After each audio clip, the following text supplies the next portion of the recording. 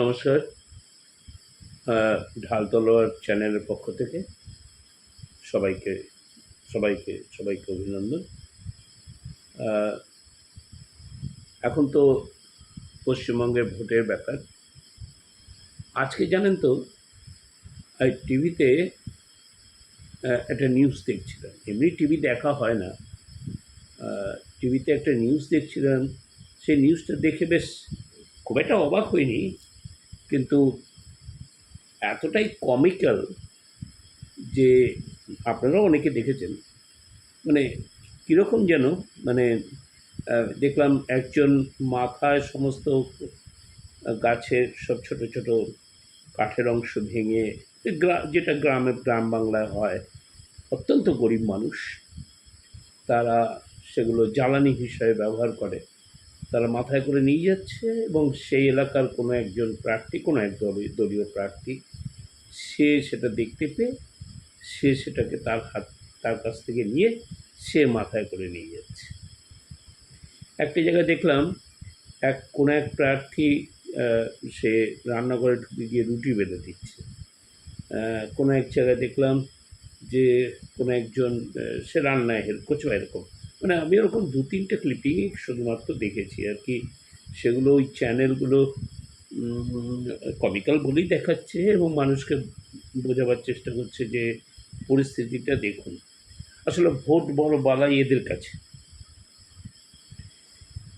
একটা কথা বলতে পারি আমি, সেটা হলো যে এই দেখুন, এটা ডেমোক্রেসি। আমরা বলি পৃথিবীর লার্জেস্ট ডেমোক্রেসি, এবং ডেমোক্রেসিকে মানতে হবে। ডেমোক্রেসি না মানার কিছু নেই, কিন্তু আমি অনেক দিন আগে একটা ভিডিওতে সেই সময় আমি বলেছিলাম যে ডেমোক্রেসি অ্যাকচুয়ালি কিন্তু সেইখানেই থাকা উচিত যেখানে মানুষ 100% শিক্ষিত, মানে যেটা হচ্ছে বিজ্ঞানসম্মত শিক্ষিত। আমাদের দেশের মানুষও অনেক শিক্ষিত হয়ে গেছে এখন, মানে প্রত্যেকেরই পকেটে সার্টিফিকেট আছে। এবং সেই জায়গা থেকে দাঁড়িয়ে যারা নাকি সেভাবে বিজ্ঞানসম্মত শিক্ষিত হবে, যে এলাকার মানুষ, যে দেশের মানুষ, যে রাজ্যের মানুষ, সেইখানে যদি আপনি ডেমোক্রেসি মেনটেন করতে চান, বুকের পাটা থাকে, তো সেই সব জায়গায় ডেমোক্রেসি করলে পরে তাহলে আপনি প্রচার করতে সাহসী পাবেন না। এই ধরনের গিমিক, এই ধরনের মিথ্যা প্রচার করতে পারবেন না। সেখানে প্রচার করতে পারলে অন্যভাবে করতে হবে, কারণ সেখানে ওই গরিব মানুষটা, আর যেহেতু মানুষ যদি শিক্ষিত হয়ে ওঠে তাহলে মানুষ তার পথ পাবে, কিভাবে তার নিজের জীবনটাকে তৈরি করবে, কিভাবে তার ইনকাম করবে। সেখানেও অর্থনৈতিক এই বিভেদ থাকতেই পারে, কিন্তু মজার কথা হচ্ছে যে সেখানে ওই মানুষের মাথা থেকে ওইটা নিতে যাবে না, কখনোই প্রার্থী নিতে যাবে না। প্রার্থী জানে ওটা নিতে গেলে সে বলবে দেব না, সে বলবে এটা মেনে নেব না। এখন এটা যত গরিব, যত অনুন্নত, যত লেখাপড়া না জানা মানুষ, যত এই ধরনের মানুষগুলো ভীতু হবে স্বাভাবিকভাবে, কারণ এরা এই এগিয়ে আসা মানুষটার ইতিহাস জানে, যে এই মানুষটা কীরকম হতে পারে, এবং সেই মানুষটাকে আজ আমি অস্বীকার করলে আগামীকাল আমার কী হতে পারে, এই সমস্ত জায়গাটা ভাবে সে। এটা এটা আমি বুঝতে পারি, বা আপনারাও বুঝতে পারেন, যে এভাবে কেউ তার নিজের ভার আজকে একটা দিনের জন্য ক্যামেরার সামনে তুমি 5 মিনিটের জন্য মাথায় নেবে, এটা তো হয় না। এবং কিন্তু এই মজাদার ব্যাপারটা, এটাকে সঙ্গে সঙ্গে আমাদের দেশে যা আছে, মানে এটা তো এক ধরনের আমাদের যে সমস্ত জার্নালিজম হচ্ছে এখন, এগুলো ম্যাক্সিমামটাই ইয়েলো জার্নালিজম। এরাও আছে এটা টিআরপি বাড়াবার জন্য, হাসি বাড়াবার জন্য, মানে জীবনটাকে নিয়ে, সমাজকে নিয়ে, মানুষের অবস্থান নিয়ে কে কতভাবে টিআরপি বাড়াবার জন্য কে কত নিচে নামতে পারে, কি মানে তার কোনো নৈতিকতা থাকবে না, মানে জার্নালিজমের কোনো নৈতিকতা নেই এখন। আহ, কোনো মিডিয়া তার সেই কাজ, কোন কাজটাকে প্রায়োরিটি দেওয়া উচিত, কোন পত্রিকা তার হেডলাইন্স কি যাওয়া উচিত, সেটা কিভাবে নির্ধারণ করা উচিত, এসবের এখন বাড়ায়নি। এখন কোনো চ্যানেল চিৎকার করে ফাটিয়ে দিচ্ছে, কোনো চ্যানেল মানে অসভ্যের মতো চিৎকার করছে, কোনো চ্যানেলে আহ, 3, 4, 5টা লোককে ক্যামেরার সামনে বসাচ্ছে, তার আগে তারা দিব্যি নিজেদের মধ্যে ভালো আড্ডা মারছে, তারা একে অপরের বাড়িতে আমন্ত্রিত হলে দিব্যি যাচ্ছে, কিন্তু ক্যামেরার সামনে এসে একেবারে ভয়ঙ্কর শত্রু হয়ে যাচ্ছে ওই কিছু সময়ের জন্য। যিনি অ্যাঙ্কারের কাজ করেন তিনিও একেবারে তার পণ্ডিতামি নিয়ে ঝাঁপিয়ে পড়ছেন, তিনি তার মতো করে তিনি বলছেন, তারপরে আবার শেষ হয়ে যাওয়ার পর সবই বন্ধ হয়ে যাচ্ছে। কারণ এরা সবসময় নিজেদেরকে মনে করে যে আমরা খুব ইনফ্লুয়েন্সিয়াল। টেলিভিশন আমাকে ডেকেছে, আমি সেখানে রাজনৈতিক বিষয় নিয়ে কথা বলতে যাচ্ছি, আমি একটি পার্টির হয়ে কথা, অবশ্যই সে একটা পার্টির রিপ্রেজেন্টেটিভ। যখন আমি পার্টির রিপ্রেজেন্টেটিভ হচ্ছি, পার্টি আমাকে রিপ্রেজেন্টেটিভ হিসেবে পাঠিয়েছে, তার মানে আমাকে পার্টির হয়েই কথা বলতে হবে। এটা তো খুবই স্বাভাবিক, এটা নিয়ে কোনো সংশয় নেই। কিন্তু আমরা চোখের সামনে যে যে ফোকাসটা আমাদের সামনে, কমন পিপলের কাছে যে ফোকাসটা আসে, সেটা মনে হয় যে এরা একেবারে একে অপরকে যেন টুটি চিপে মেরে ফেলে দেবে। হ্যাঁ, এটাকেই বলে না স্ট্রমিনেটিকা। এটা অনেকের বাড়িতেও হয়, বাপ ছেলের মধ্যেও হয়। এই এক মজার জিনিস, অর্থাৎ রাজনীতিতে মজা। এবং এটাকে ঘুরিয়ে বলা হচ্ছে যেটা, সেটা হচ্ছে যে রাজনীতিতে হতেই পারে আপনি এই পার্টি, আমি ওই পার্টি, ও ওই পার্টি, কিন্তু আমাদের মধ্যে একটা জায়গায় কিন্তু আমাদের মধ্যে এই ভদ্রতা থাকবে, এই সৌজন্যবোধ থাকবে। সৌজন্যবোধ তো থাকবেই, সৌজন্যবোধ থাকবে না? চলে চলে মাসতুতো ভাই একটা কথাতেই তো আছে, ফলে সৌজন্যবোধ তো থাকবে। এই কথাটা খুব বাজে লাগলো শুনতে, যে চলে চলে মাসতুতো ভাই, এটা বলা যায় না, কারণ সৌজন্যবোধ রাখতে হয়। সৌজন্যবোধ রাখবে কি? আপনি আমাকে বলুন যে আপনি যে প্রতিনিধিত্ব করছেন, দলের প্রতিনিধিত্ব করতে পারেন, কিন্তু আসল বিষয়টা হলো আপনি কোনো না কোনো ক্লাসের প্রতিনিধি যদি হন, তাহলে সেই ক্লাসের প্রতিনিধি হওয়ার পর উল্টো দিকের ক্লাসের প্রতিনিধির সঙ্গে আপনার মিত্রতা থাকতে পারে না। এই কথাটা বললেই তাহলে সবাই বলবো, বাবা এ তো যুদ্ধের কথা বলে, এ তো দাঙ্গার কথা বলে, এ তো মারপিটের কথা বলে। আসল ব্যাপারটা হলো, ওপরতলায় না একটা দাঙ্গার মতো হাবভাব রেখে, অথচ তাদের নিজেদের মধ্যে সব ঠিকঠাক। এবং ওই আসল ব্যাপার হচ্ছে কিন্তু ক্ষমতার লড়াই, ক্ষমতাতে পৌঁছানো, অর্থাৎ ক্ষমতার একটা রেস, একটা দৌড় শুরু হলো। এবং সে দৌড়ে কে কীভাবে যাকে যেভাবে পারলো, মানে সেখানে ল্যাংমারামারিও হতে পারে, কোনো রকম নৈতিক নীতিবোধ এ সমস্ত কিচ্ছু নেই। দৌড়ে গিয়ে ফার্স্ট হলো সে, ব্যাস বসে গেল। আমাদের যদি ভালোভাবে দেখেন ডেমোক্রেসিতে কত পার্সেন্টেজ ভোট পেয়ে, আচ্ছা ভাবুন না, তৃণমূলই তো এতদিন ধরে পশ্চিমবঙ্গে রয়েছে, পশ্চিমবঙ্গে কত পার্সেন্টেজ ভোট সে পায়? এখনও পর্যন্ত বিলো 50, কিন্তু ডেমোক্রেসি কী বলে 51, সেখানে এখনও পর্যন্ত বিলো 40। তার মানে ওই ফার্স্ট সেকেন্ড থার্ড রেসের মাঠে। তার মানে পাস মার্কস নেই, পাস মার্কস বলে কিছু নেই। মানে যে আমাকে এতটা ভোট পেতে হবে, এই বুথে এত ভোট আছে, অতএব এতটা পেতে হবে, যেটা আমি শুনেছি মাত্র 10% হওয়া মানেই ভোট হয়ে যাবে। এখন প্রত্যেকটা দল বা প্রার্থীর লোকের কাছেই তো তার তার তার তার তো একটা পেছনে লোকজন থাকে, চামচা উমচা ঘোরে।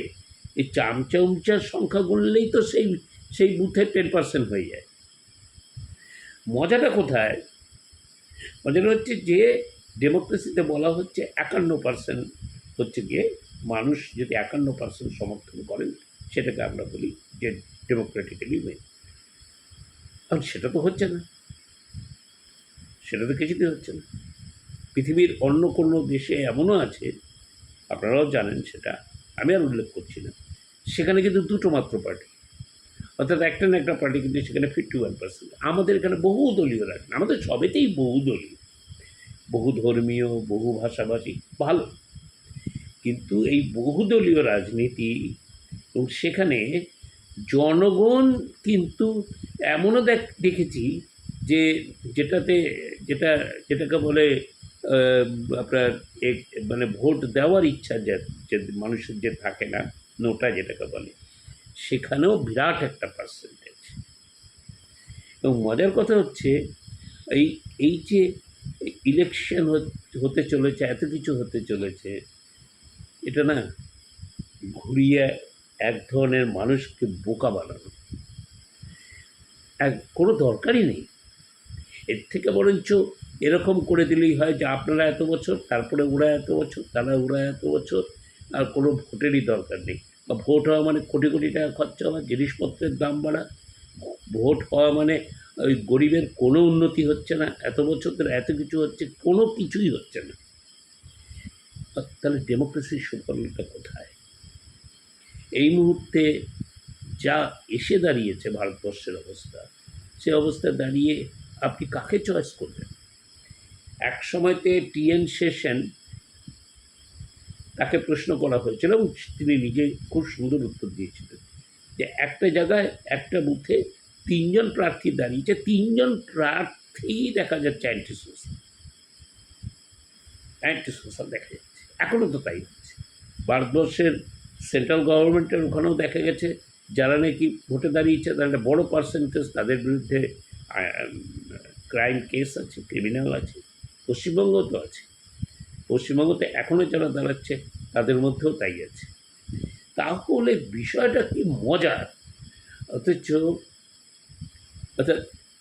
মন্ত্রিত্ব পাওয়ার জন্য, রাজনীতি করার জন্য, প্রার্থী হবার জন্য কোনো সেখানে কোয়ালিফিকেশনের প্রয়োজন নেই, কোনো কিচ্ছু দরকার নেই, কোনো বার্ন নেই যে আপনাকে এটা জানতে হবে, ওটা করে আসতে হবে, এটা জানতে হবে, কোনো বার্ন নেই।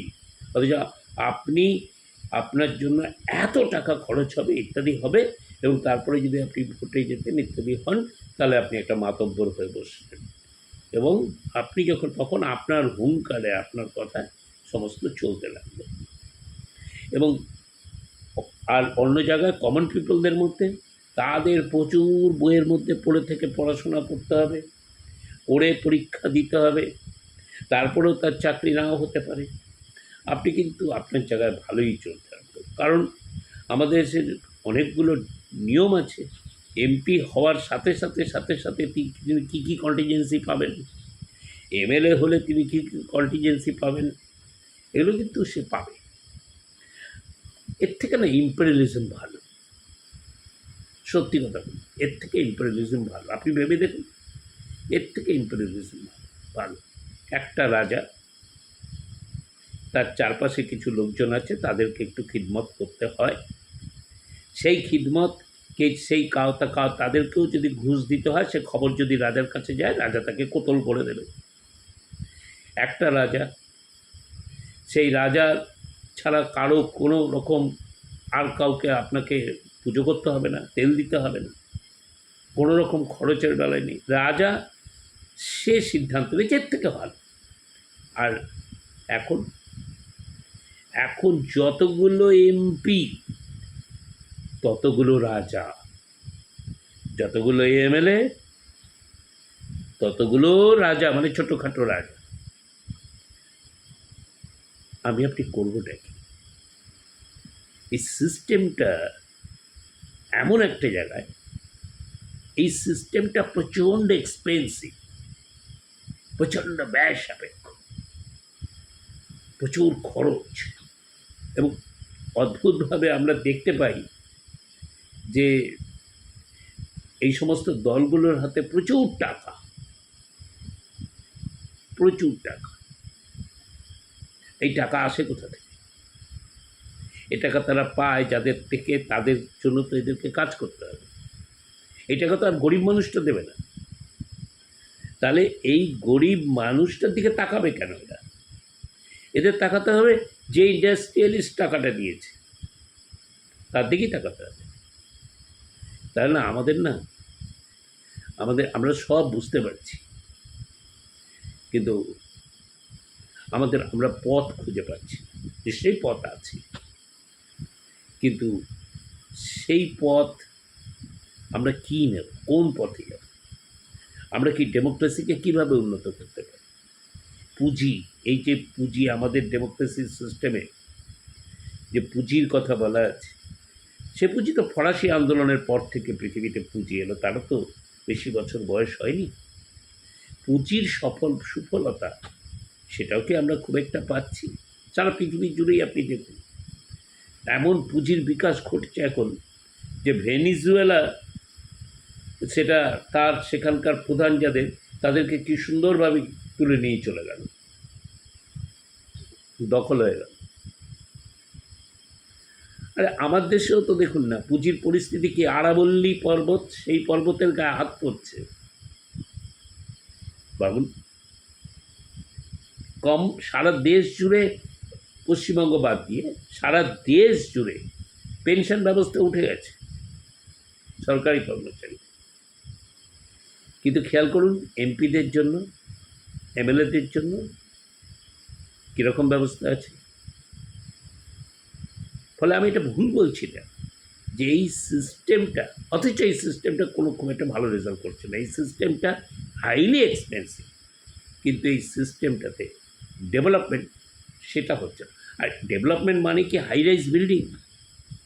বরঞ্চ হাই রাইজ বিল্ডিং মানে তো সেটা তো ডিটেরিয়েশন অফ দি এনভায়রনমেন্ট।